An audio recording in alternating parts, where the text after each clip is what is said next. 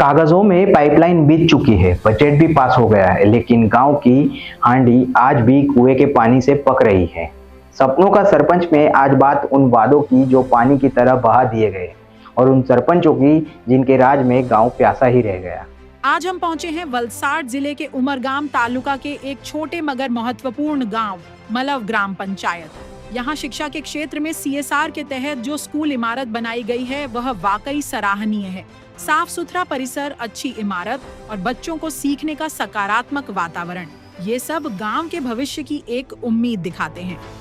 मगर दुर्भाग्यवश गांव के बुनियादी ढांचे में जो अन्य जरूरी सुविधाएं हैं, खासकर जल और स्वच्छता, वहां हालात बहुत निराशाजनक हैं। है विकसित गुजरात की, लेकिन वलसाड जिले के कुछ गांवों की मुलाकात जब आप लोगे तब आपको लगेगा कि ये विकसित गुजरात का जो नारा है वो कहीं ना कहीं अर्थी के ऊपर लेटा हुआ है। हर घर शौचालय योजना के अंतर्गत बनाए गए कई शौचालय अब उपयोग में नहीं हैं। टूटी छतें, दीवारों पर दरारें और अधूरे निर्माण कार्य, ये सब यह बताते हैं कि योजना का कार्यान्वयन गंभीरता से नहीं हुआ। नल से जल योजना के तहत गांव में नल तो लगाए गए हैं, लेकिन नलों में पानी कभी पहुंचा ही नहीं। કેટલા વર્ષથી માંથી પાણી નથી આવતું? ये टाकी बनाता थे ना। आप इस नल की हालत देखोगे, वलसाड जिले के कई गांवों में हम घूमे, लेकिन नल से जल योजना के तहत ये पाइपलाइन बिछाई गई है। ये RCC के पोल में से पाइप निकला हुआ है, लेकिन आप ध्यान से देखोगे ये पाइप के आगे कहीं पर भी नल नज़र नहीं आएगा। और यहाँ के स्थानीय लोगों का कहना है कि ये योजना आज से 10 साल पहले, 5 साल पहले यहाँ पर लागू की गई थी। और मेरे पीछे जो आपको टंकी दिख रही है जर्जरित हालत में, वो टंकी में पिछले 10 साल से पानी ही नहीं आया है। जब टंकी में ही पानी नहीं है तो नल से जल के योजना के तहत नल तक पानी कैसे आएगा? गांव की जनता के द्वारा चुकाए गए टैक्स के पैसों में से ही ये नल से जल की योजना और ऐसी योजनाएं अमल में आती है, लेकिन वाकई ये गांव की जनता के टैक्स के पैसे की बर्बादी है।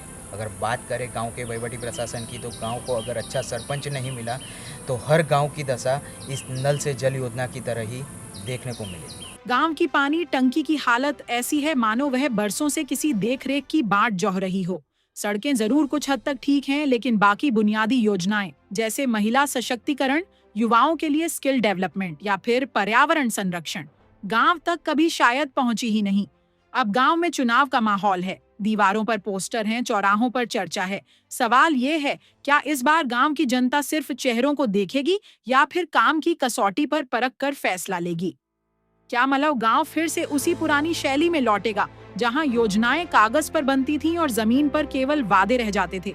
या फिर इस बार गांव का वोट जाएगा उस उम्मीदवार को जो सपनों को सच करने की नीयत और नीति दोनों साथ लेकर आए? निर्णय अब जनता के हाथ में है और उम्मीद है कि मलव की जनता इस बार सोच समझकर अपने सपनों के सरपंच को चुनेगी, क्योंकि अब वक्त है बदलने का और चुनने का सपनों का सरपंच। क्योंकि सिर्फ चुनाव नहीं, अब जरूरत है बदलाव की, और बदलाव आएगा जब गांव चुनेगा अपना सपनों का सरपंच। गांव अब वादों से नहीं, पानी की बूंद से तोल रहा है नेताओं को, और जिनके कार्यकाल में सिर्फ भाषण बहे, अब उनकी कुर्सी डगमगा रही है। मिलते हैं अगली कड़ी में एक और अधूरी योजना की पड़ताल के साथ।